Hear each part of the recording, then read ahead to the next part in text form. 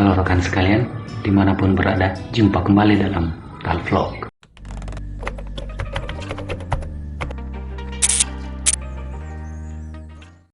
Beberapa waktu lalu, saya menyelesaikan salah satu film yang cukup menarik, berjudul atau dalam terjemahan Inggris, Sisters in Arms, Saudari Seperjuangan, sebuah film garapan Eropa Prancis yang memeragakan kisah tragis di suatu masa ketika keberadaan kelompok fundamentalis agama mesti dibayar oleh genangan darah para perempuan.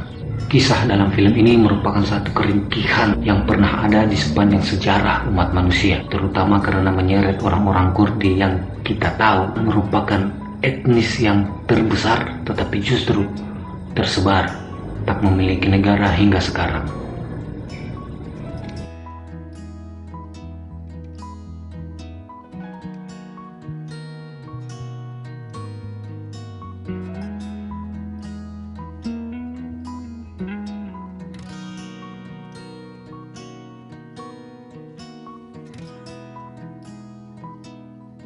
Film ini dimulai dengan satu adegan yang khas, betapa pada suatu siang, para jihadis atau katakanlah teroris Daesh muncul dengan rombongan mobil hendak memporak-porandakan sebuah daerah terpencil di bagian barat Irak.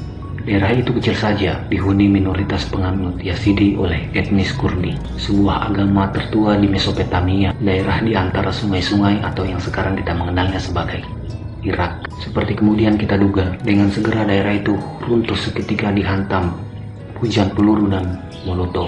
1, 2, 3 orang terbunuh dan yang lain mesti menjadi budak. Percayalah, film ini seakan mengatakan bahwa tak ada Tuhan di sana, terutama ketika nyawa melayang bak sebutir pasir dihempas angin ke sana kemari, tak berdaya, tak berharga.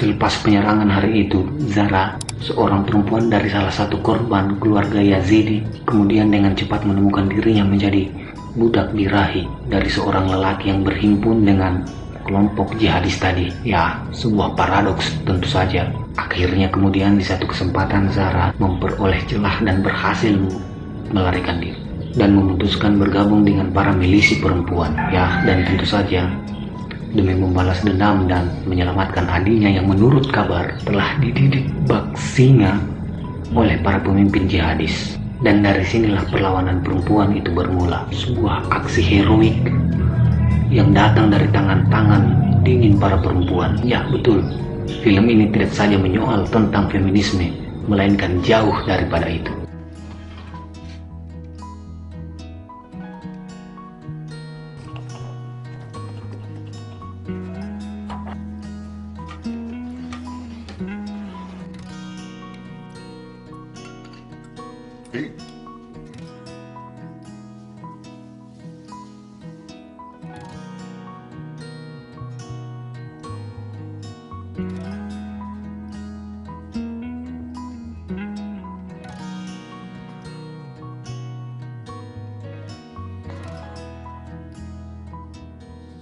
Buat saya, film ini mencoba memotret beberapa alasan para perempuan tersebut harus melawan. Saya melihatnya dikarenakan dua hal ini.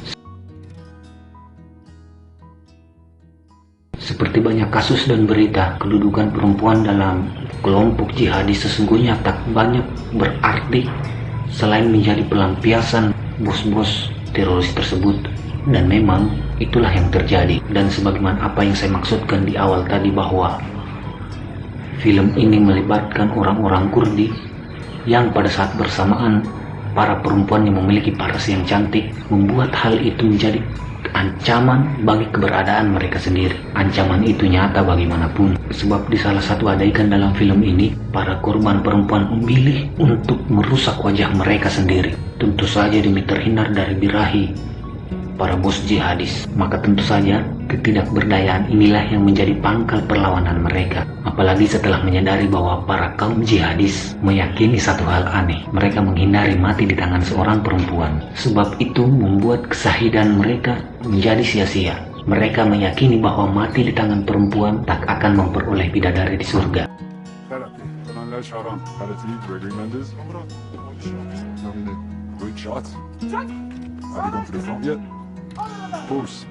Jihadismen are terrified when they see them. Really? They think that being killed by a woman keeps them from getting to heaven and from getting virgins that come with it. But you won't.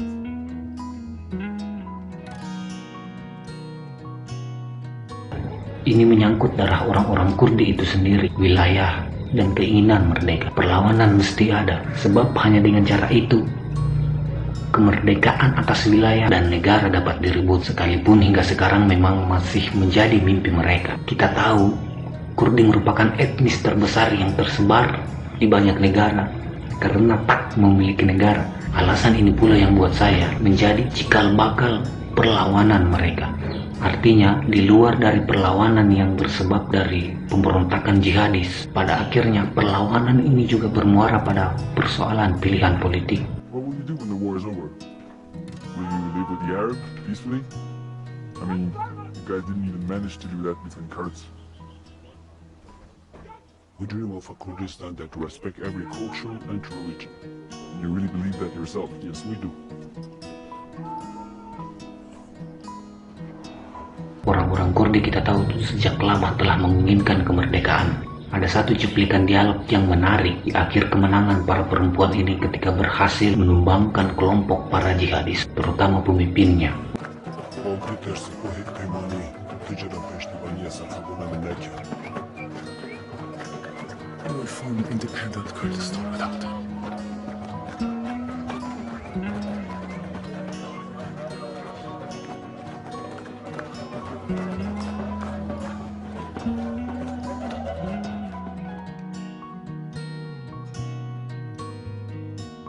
Buat saya, Saudari Seperjuangan pada akhirnya adalah film yang berhasil memotret gejala sosial dan politik, terutama bagi orang-orang Kurdi.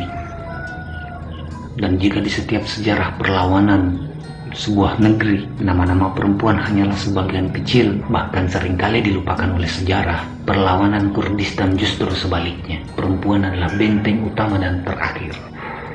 Itu saja dari saya, sampai jumpa.